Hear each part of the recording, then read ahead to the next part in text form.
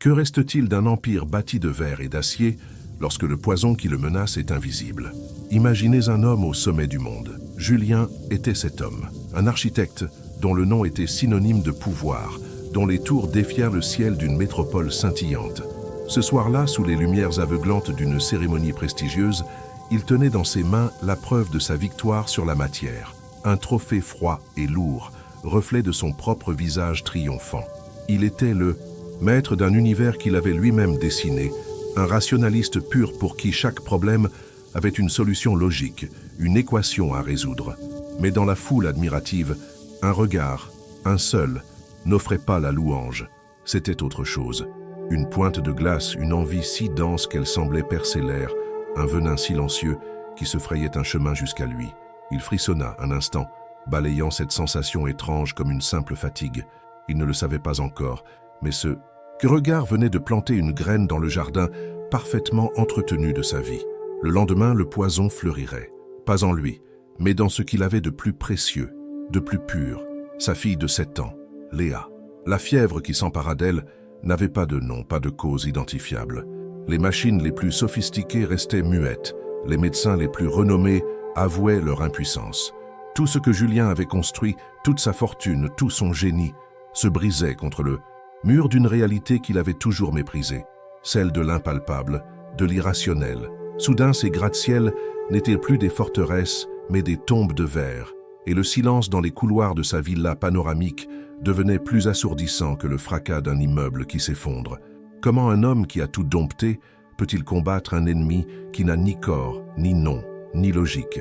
C'est l'histoire d'une chute vertigineuse, celle d'un esprit moderne forcé de s'agenouiller devant une peur ancestrale. C'est le récit d'un père qui découvrira que la plus grande des richesses ne s'achète pas et que la protection la plus puissante ne se bâtit pas avec du béton. L'arrogance de son succès a ouvert une porte et quelque chose de très ancien est entré. Restez jusqu'à la fin car la vérité sur cette force invisible ne se révélera qu'au dernier souffle. Abonnez-vous pour ne pas manquer la suite de cette révélation. Cette métropole n'était pas seulement une ville, c'était une déclaration, une profession de foi en l'homme, en sa capacité à dompter la nature, à plier l'acier et le verre à sa volonté. Ici, la spiritualité n'avait pas disparu, elle avait simplement changé de temple. Les nouvelles cathédrales étaient des sièges sociaux vertigineux, les prières étaient des transactions boursières, et les prophètes étaient des hommes comme Julien dont la parole créait des empires. La foi ancienne, celle des murmures et des protections invisibles, avait été reléguée aux ruelles sombres, aux récits de grand-mère que l'on n'écoutait plus. On avait construit un paradis matériel si éblouissant que personne ne remarquait qu'il était bâti sur du sable, au bord d'une mer qui avait vu naître et mourir d'innombrables civilisations avant celle-ci. Pourtant, sous le vacarme des ambitions et le scintillement des réussites, une parole ancienne résonnait, inaudible pour ceux qui couraient trop vite. Un écho venu du fond des temps qui semblait murmurer à travers le vent, marins et les canyons de béton. La course aux richesses vous distrait jusqu'à ce que vous visitiez vos tombes. Cette phrase n'était pas une menace, mais un constat. Une vérité aussi immuable que la course du soleil. Chaque tour construite était une nouvelle distraction.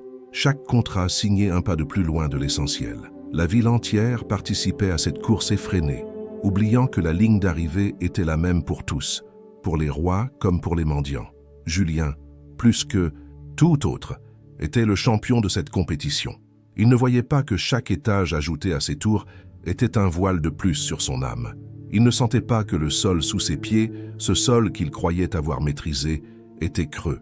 La prospérité était devenue une anesthésie, un puissant somnifère empêchant la société de voir sa propre fragilité.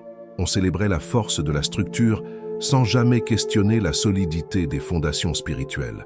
Mais une fondation ignorée ne disparaît pas, qu'elle s'érode en silence, attendant le poids de trop, la fissure qui provoquera l'effondrement. Pour Julien et sa ville étincelante, cette fissure était-elle déjà en train de s'ouvrir? Perché au sommet de sa tour d'ivoire, Julien contemplait la métropole qui s'étendait à ses pieds, un tapis de lumière froide qui ne parvenait plus à réchauffer le vide glacial de son appartement.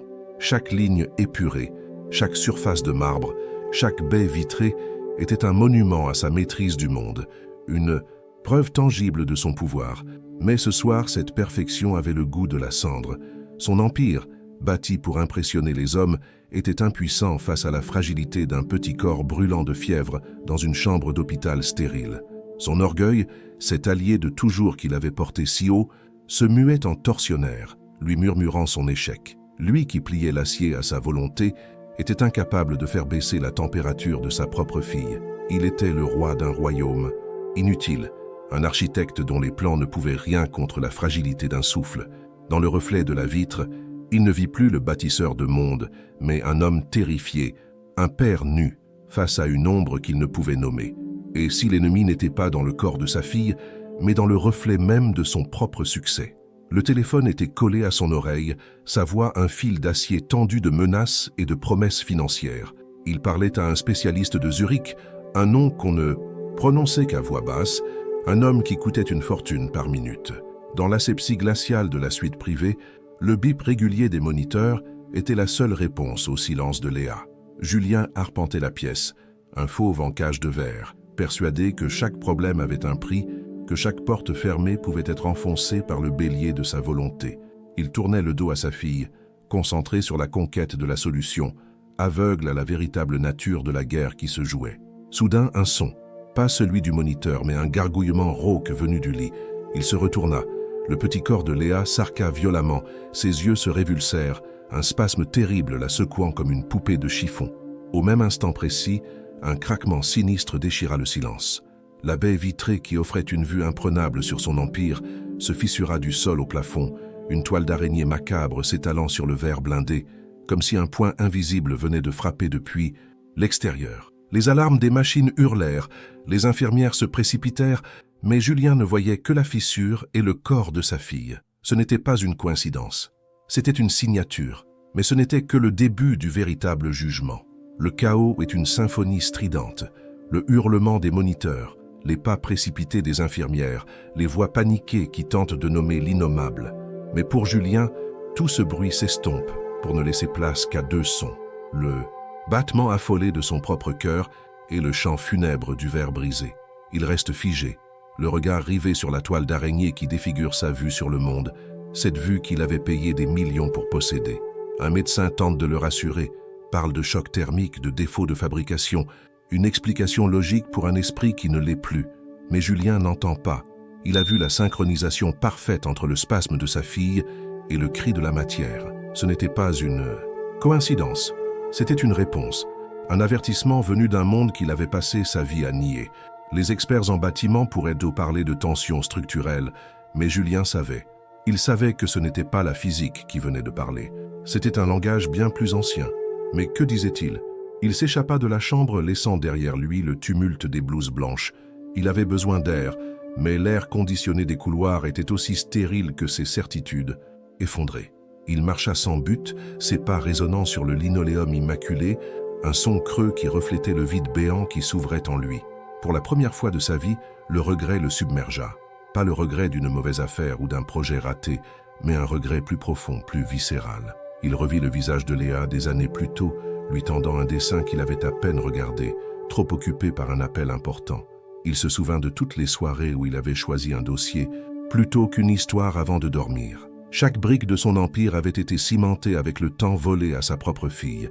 Il avait bâti des tours pour toucher le ciel, mais il avait oublié de s'agenouiller pour regarder le monde à travers les yeux de son enfant. Et si le prix de sa gloire était la lumière dans ses yeux?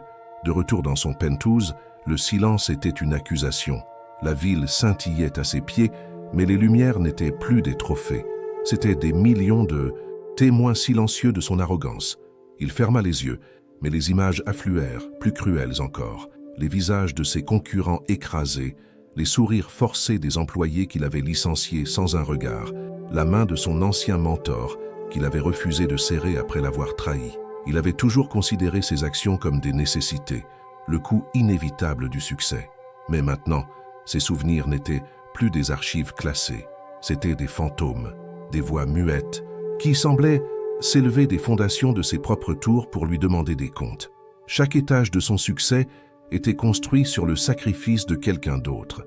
Et si l'une de ses âmes blessées avait décidé de lui renvoyer la douleur qu'il avait semée en visant là où ça faisait le plus mal, la peur de la mort n'était plus une abstraction philosophique. Pour Julien, La mort avait toujours été un simple point final, une défaillance biologique qu'il repousserait le plus loin possible, grâce à la médecine et à la richesse. Mais l'événement de l'hôpital avait tout changé. Si une force invisible pouvait fissurer du verre blindé et tordre le corps de sa fille, alors les lois de la biologie n'étaient plus les seules en vigueur. La mort n'était peut-être pas une fin, mais une transition, une porte vers un lieu où les bilans financiers et les prix d'architecture n'avaient aucune valeur, un lieu où un autre type de compte était tenu. L'idée le glaça d'effroi. Lui, l'homme qui avait tout contrôlé, tout planifié, se retrouvait face à la perspective d'un jugement pour lequel il n'avait aucune préparation, aucune défense. Et si la maladie de Léa n'était qu'un avant-goût, une convocation pour un procès qu'il était certain de perdre, son instinct de prédateur reprit le dessus, une dernière tentative désespérée de rationaliser l'irrationnel. Il devait y avoir un coupable, une main humaine derrière tout ça. Il saisit son téléphone, faisant défiler la liste de ses ennemis, une galerie de portraits de l'ambition et de la jalousie. Était-ce Dubois, le rival qu'il avait humilié publiquement lors du dernier appel d'offres, ou peut-être cette cousine éloignée dont il avait ignoré les appels à l'aide? Il cherchait un visage sur lequel projeter sa rage, une cible tangible pour sa vengeance. Il voulait pouvoir payer, menacer, détruire, utiliser les armes qu'il maîtrisait si bien. Mais plus il cherchait, plus l'idée lui paraissait absurde. La puissance qu'il avait ressentie dans cette chambre d'hôpital dépassait de loin la simple malveillance humaine. C'était quelque chose de plus grand, de plus ancien. Il comprit alors avec une frustration rageuse que son carnet d'adresses ne lui servirait à rien. On ne pouvait pas négocier avec une ombre. Épuisé, vidé, il retourna à l'hôpital au milieu de la nuit. La tempête médiatique et médicale s'était calmée, laissant place à une attente lourde et silencieuse. En passant près de la salle d'attente, il aperçut sa femme de ménage, la vieille femme qu'il traitait avec une condescendance polie. Elle était assise sur une chaise inconfortable, un chapelet ou un objet similaire entre les doigts, ses lèvres murmurant une prière inaudible. Il y a 2 jours, il aurait levé les yeux au ciel face à cette superstition d'un autre âge. Mais ce soir, il s'arrêta. Il la regarda, non pas avec mépris, mais avec une sorte de curiosité désespérée. Cette femme, qui ne possédait rien, semblait avoir accès à une force, à une protection qu'aucun de ses milliards ne pourrait jamais acheter. Le souvenir du talisman qu'il avait jeté lui revint avec la violence d'un coup de poing. Il avait rejeté la seule arme qu'on lui avait offerte. Et alors qu'il réalisait l'ampleur de son aveuglement, il sentit un frisson glacial parcourir son échine. Son propre jugement, sa culpabilité et sa peur n'étaient qu'une répétition. Un jugement beaucoup plus grand s'approchait. Il se tenait devant la vitre de la chambre de Léa, regardant le petit corps immobile. La fissure sur la baie vitrée semblait être une cicatrice sur le visage même de sa réalité. Tout ce en quoi il avait cru, tout ce qu'il avait construit, reposait sur des fondations de sable. Son intelligence, son argent, son pouvoir, tout cela n'était qu'un jeu d'enfant face à la véritable nature du monde. Il avait provoqué quelque chose, réveillé une loi ancienne en affichant son succès comme un défi lancé à l'univers. Et l'univers avait répondu. Maintenant, il était au pied du mur, face à un choix qu'il n'aurait jamais imaginé.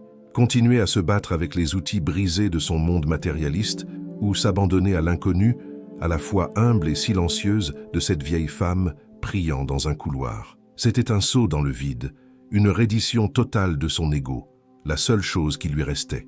L'épreuve ne faisait que commencer. Dites-moi en commentaire, dans cette épreuve, qu'auriez-vous fait?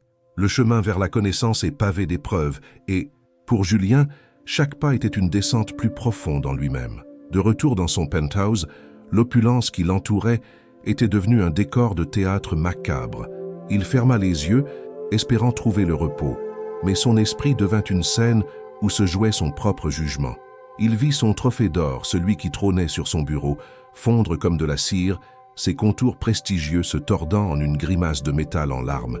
Les plans de ses tours, symboles de sa puissance, s'enflammèrent dans sa vision, non pas en un feu purificateur, mais en une fumée noire et âcre qui sentait le regret. Chaque objet de son succès se retournait contre lui, lui murmurant que la matière qu'il avait tant aimée était une maîtresse infidèle. C'était une hallucination, se dit-il, le fruit de la fatigue et du stress. Mais alors, pourquoi ce froid glacial qui n'avait rien de psychologique? Était-ce son esprit qui le trahissait, ou la réalité elle-même qui se fissurait pour lui montrer ce qui se cachait derrière le voile? Le lendemain matin, alors que le soleil jetait une lumière crue sur les cendres de sa nuit, le téléphone sonna. C'était une voix venue de Boston, un neuroscientifique de renommée mondiale dont le nom était synonyme de miracle. Il proposait un protocole expérimental, une thérapie génique audacieuse, risquée, mais basée sur une logique implacable. C'était le chant des sirènes pour l'esprit rationnel de Julien. Une porte de sortie, un retour au monde qu'il comprenait, celui des données, des probabilités et des solutions tangibles. Il pouvait raccrocher avec cette vieille femme et ses prières et faire confiance à la seule divinité qu'il avait jamais reconnue, la science. Mais en regardant la photo de Léa sur son bureau, un doute le rongea. La science avait déjà échoué. Accepter cette offre, n'était-ce pas une nouvelle forme d'arrogance, une tentative de plus de contrôler l'incontrôlable? Quel chemin offrait la véritable chance de la sauver? Celui de la raison ou celui de la reddition? En sortant de son immeuble, le visage hagard, il tomba nez à nez avec son ancien mentor, un vieil architecte qu'il avait évincé sans pitié pour prendre sa place des années auparavant. L'homme ne dit rien. Il le regarda simplement, et dans ce regard, il n'y avait ni haine ni colère, mais une profonde et insondable tristesse. C'était le regard d'un père déçu, le jugement silencieux d'un homme qui lui avait tout appris, y compris l'éthique qu'il avait foulée aux pieds. Julien sentit une vague de honte si puissante qu'elle lui coupa le souffle. Ce n'était pas un hasard. La ville entière semblait être devenue le miroir de ses fautes passées. Chaque visage croisé était un créancier silencieux. Chaque coin de rue le lieu d'un souvenir coupable. Combien de dettes morales avait-il accumulées pour construire son empire? Et si chacune de ces blessures invisibles était une prière sombre lancée contre lui? La nuit suivante, le supplice prit une autre forme. Il rêva qu'il marchait dans un couloir infini avec deux portes. Derrière la première, il voyait Léa, adulte, radieuse, riante aux éclats, sur une plage ensoleillée. Mais lorsqu'il se retournait, il voyait son reflet dans une vitre.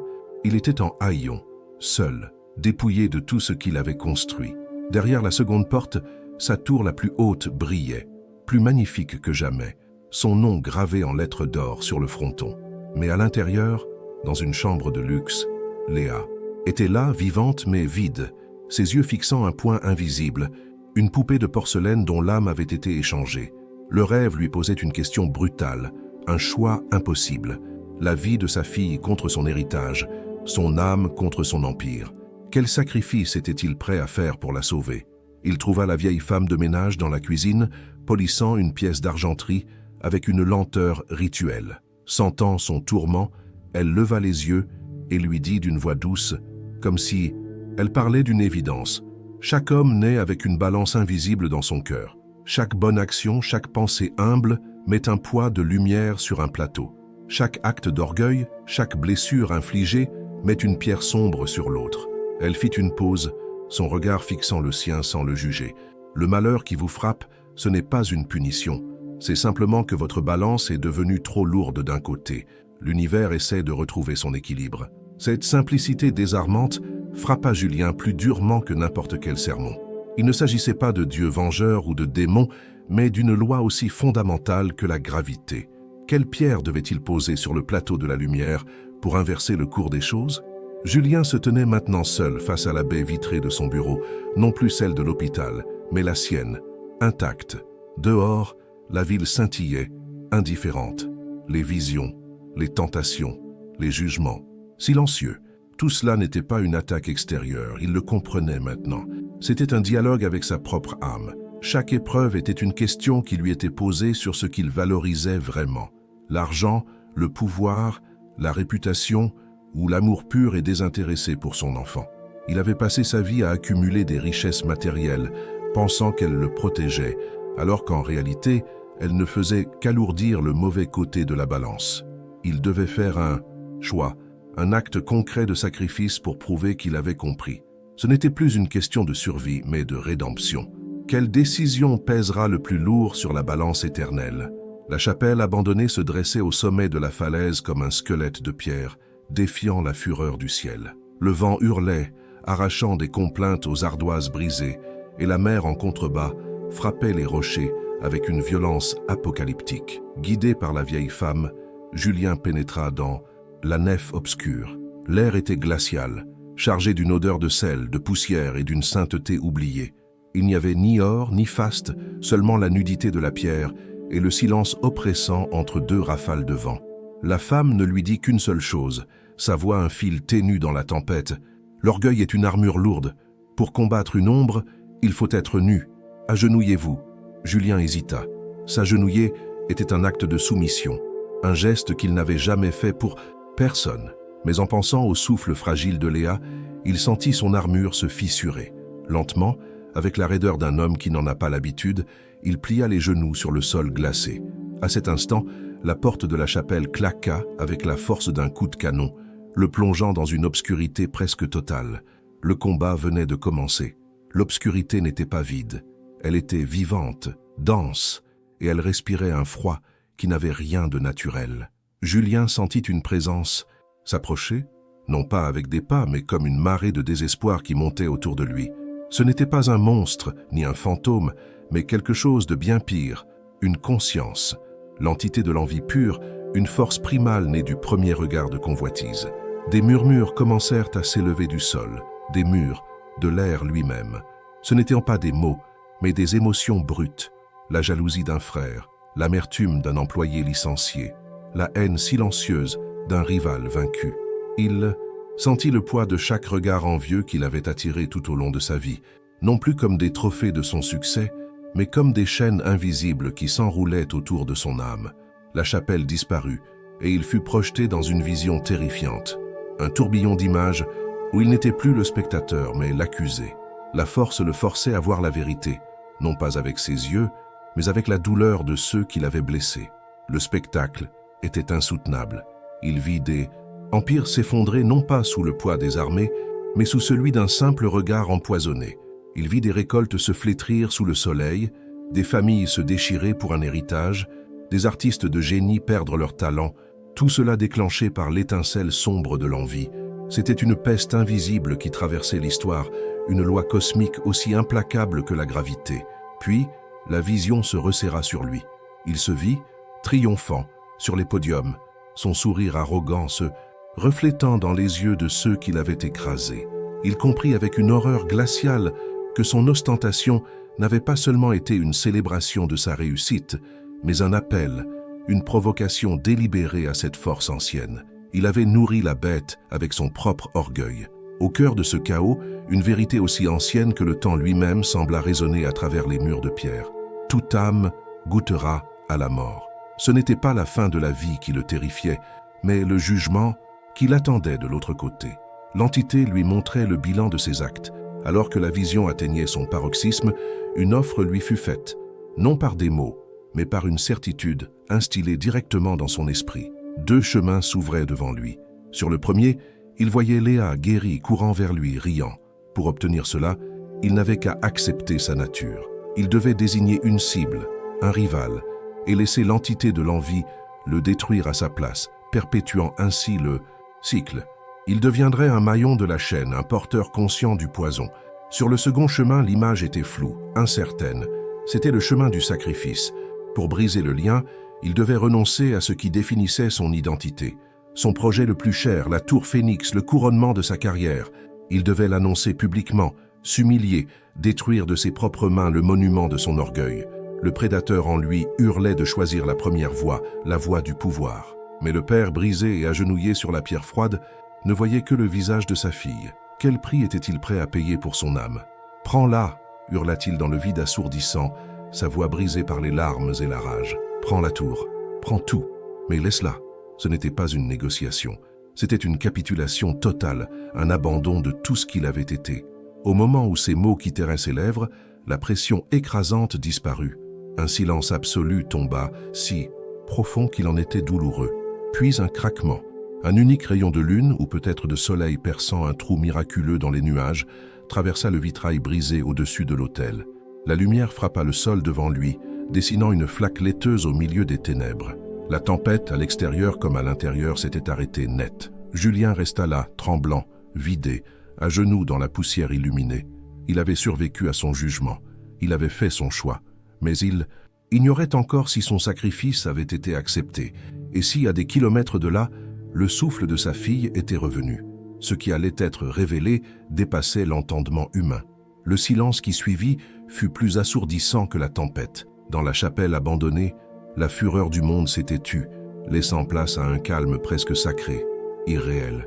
Julien resta à genoux sur la pierre froide, le corps secoué de tremblements incontrôlables, non plus de peur, mais de vide. Il avait tout donné, crié, sa reddition à une obscurité qui ne lui avait pas répondu. Le rayon de lumière solitaire, perçant le vitrail brisé, était la seule chose tangible dans cette irréalité. Il éclairait les particules de poussière qui dansaient lentement dans l'air, transformant la misère du lieu en une scène d'une beauté étrange et austère. Il n'y avait plus de présence, plus de murmure, plus de poids sur son âme. Il était seul, complètement seul, face à l'écho de son propre sacrifice. Était-ce la fin ou le véritable commencement?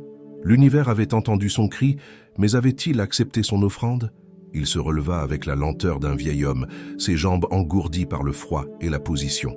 En poussant la lourde porte de bois, il fut accueilli non par le vent hurlant, mais par une brise douce et salée.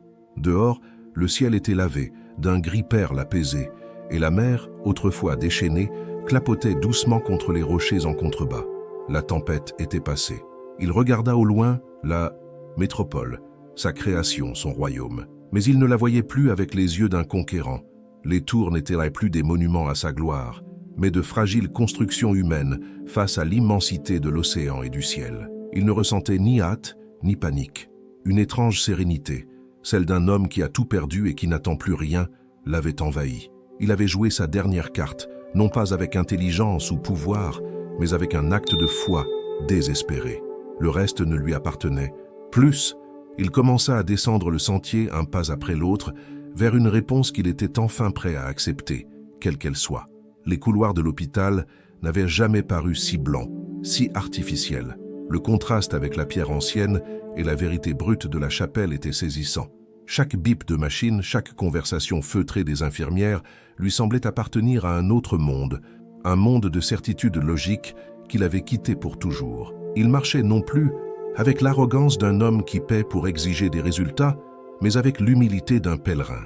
Ses pas ne résonnaient plus, ils effleuraient le sol. Arrivé devant la porte de la chambre de Léa, il s'arrêta. Sa main tremblait en se posant sur la poignée. C'était la dernière frontière, le dernier seuil. Derrière cette simple porte se trouvait la conséquence de son choix, le verdict final de son jugement.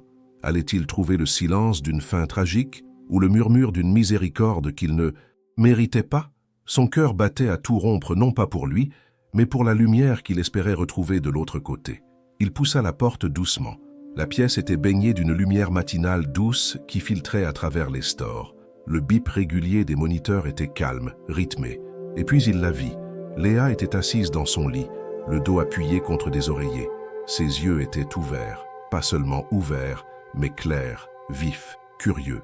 La fièvre avait disparu de ses joues, laissant place à la pâleur de la fatigue, mais la vie était là, incontestable, dans son regard qui se tourna vers lui. Un petit sourire se dessina sur ses lèvres. « Papa », murmura-t-elle d'une voix faible mais cristalline, « on peut dessiner un grand soleil. » Ce n'était pas seulement une guérison, c'était une résurrection. Une réponse à une loi bien plus ancienne que la médecine. Pour comprendre la nature de la miséricorde qui venait de lui être accordée et comment ce jugement s'est achevé, cliquez sur la vidéo qui s'affiche maintenant. Julien sentit les larmes couler sur ses joues, des larmes non de tristesse, mais d'une gratitude si immense qu'elle en était douloureuse.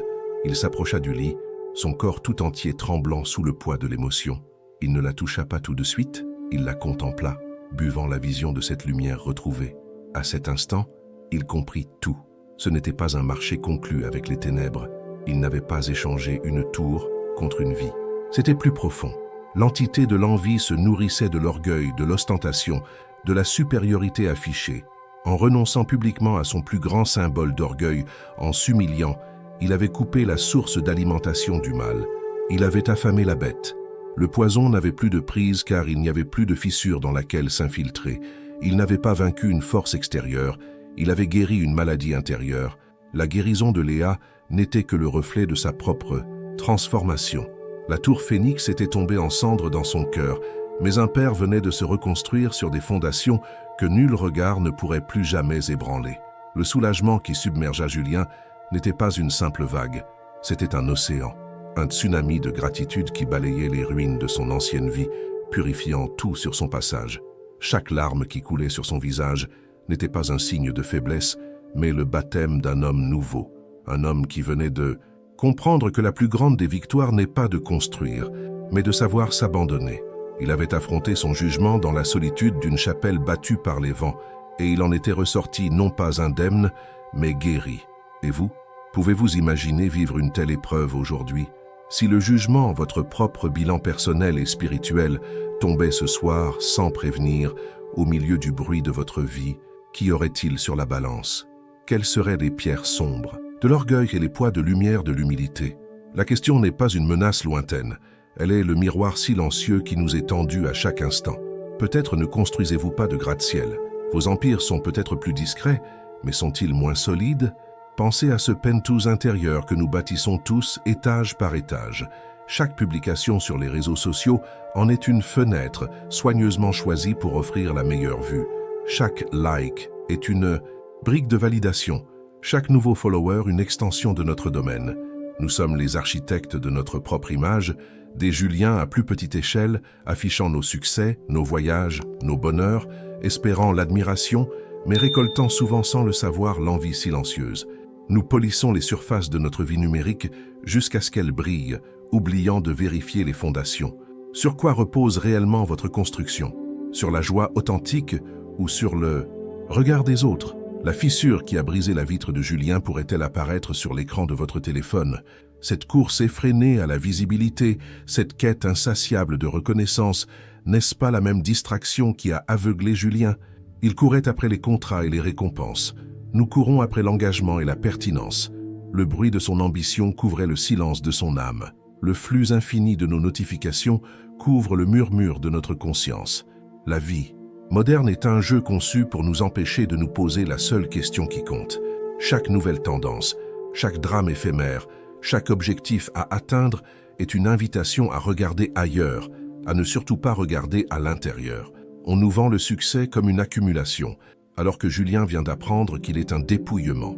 Pendant que nous sommes occupés à gagner ce jeu, ne sommes-nous pas en train de perdre quelque chose de bien plus précieux, quelque chose qui ne peut être ni photographié ni partagé? Le choix ultime de Julien fut brutal, sa tour ou sa fille, son orgueil ou son amour, son héritage matériel ou son lien spirituel. Et vous, quelle est votre tour? Est-ce votre carrière, cette promotion pour laquelle vous sacrifiez vos soirées? Est-ce cette voiture, cette maison, ce statut social que vous entretenez au détriment de votre paix intérieure? Et surtout, qui est votre Léa? Quelle est cette part de vous ou cette personne dans votre vie, pure et vulnérable, que vous négligez pendant que vous construisez vos murs? C'est la question la plus terrifiante, car elle nous oblige à nommer ce que nous aimons vraiment et à voir tout ce que nous mettons en danger pour des choses qui, face à la mort, ne pèseront rien. Si l'univers vous demandait ce soir de faire le même sacrifice, sauriez-vous seulement quoi abandonner et pour qui? Les années passèrent, non pas comme des pages tournées dans un livre de contes, mais comme les marées qui lissent le sable. On ne voyait plus Julien sur les couvertures des magazines d'architecture. Son nom n'était plus synonyme de records et de défis lancés au ciel. Il était devenu un homme plus silencieux, dont le regard n'analysait plus les structures, mais cherchait la lumière dans les yeux des autres. Il continuait de bâtir, mais ses créations avaient changé. Elles intégraient des jardins secrets, des cours intérieures où le soleil pouvait jouer, des espaces conçus non plus pour impressionner, mais pour abriter. Dans ces plans dissimulés dans les volutes d'un escalier ou la forme d'une fontaine, on pouvait parfois deviner des symboles anciens, des formes douces, destinées à apaiser l'œil et l'âme. Il avait appris que la véritable architecture n'était pas de construire des murs pour se protéger du monde, mais de créer des espaces où le cœur pouvait enfin se sentir chez lui, en sécurité. Il n'était plus un bâtisseur de tours, mais un gardien du foyer. Il comprit enfin la nature de la véritable richesse. Ce n'était pas l'accumulation de biens qui se reflétait dans le regard des autres, mais la plénitude d'un amour qui n'a besoin d'aucun miroir pour exister. Sa fortune n'était plus dans les comptes en banque, mais dans le rire de Léa, devenue une adolescente pleine de vie, dans la chaleur d'une main tenue sans raison, dans le silence partagé face à un coucher de soleil. Les gratte-ciel qu'il avait érigés lui apparaissaient désormais comme de fragiles châteaux, de cartes, bâtis sur le sable mouvant de l'ego. Il pouvait être admiré, envié, mais il ne pouvait pas aimer en retour. Il ne pouvait pas guérir une fièvre, ni apaiser une âme en peine. La forteresse la plus impénétrable, la seule qui puisse résister à tous les assauts invisibles du monde, n'était pas faite de béton et d'acier. C'était un cœur humble, un cœur qui avait appris à se contenter de peu, car il possédait déjà l'essentiel. Cette histoire, bien que dramatique, n'est pas celle d'un seul homme. C'est le miroir de notre époque. Nous sommes tous des Juliens à des échelles différentes. Nous construisons nos propres tours de verre sur les réseaux sociaux, choisissant méticuleusement chaque photo, chaque mot, pour projeter une image de succès, de bonheur, de perfection. Chaque like est une brique, chaque partage une validation de notre existence. Nous affichons nos réussites, nos voyages, nos familles parfaites, invitant sans le savoir le regard du monde dans l'intimité de nos vies. Mais en polissant sans cesse la surface, nous oublions de vérifier les fondations. Cette façade numérique, aussi brillante soit-elle, est-elle assez solide pour résister à la première fissure, au premier regard qui ne sera pas bienveillant, mais chargé du poids silencieux de la comparaison et de l'envie? En regardant Léa courir sur la plage, libre et insouciante, Julien sentit une vérité ancienne remonter du plus profond de l'océan, une sagesse murmurée par le vent et les vagues, depuis la nuit des temps. Une voix qui semblait dire « La vie d'ici-bas n'est qu'un divertissement et un jeu, une parure et une course à l'orgueil entre vous. » Il avait joué à ce jeu avec plus de ferveur que quiconque, courant après les trophées, les applaudissements, les distractions scintillantes. Il avait cru que c'était la seule réalité qui comptait, mais il avait fallu que la musique s'arrête brutalement pour qu'il comprenne qu'il n'était qu'un joueur dans une partie bien plus vaste, une partie dont les véritables enjeux n'étaient pas la richesse ou la gloire, mais la pureté de l'âme et la sauvegarde de l'amour. La partie était terminée pour lui. Il avait enfin trouvé ce qui n'était pas un jeu. L'héritage de Julien ne sera finalement pas gravé dans la pierre de ses bâtiments, mais dans cette leçon universelle, la plus grande protection n'est pas d'éblouir le monde, mais de protéger sa propre lumière intérieure, de la nourrir avec humilité et de la partager avec ceux que l'on aime loin des regards, car l'orgueil attire l'ombre, tandis que l'humilité est une lumière que nulle obscurité ne peut éteindre.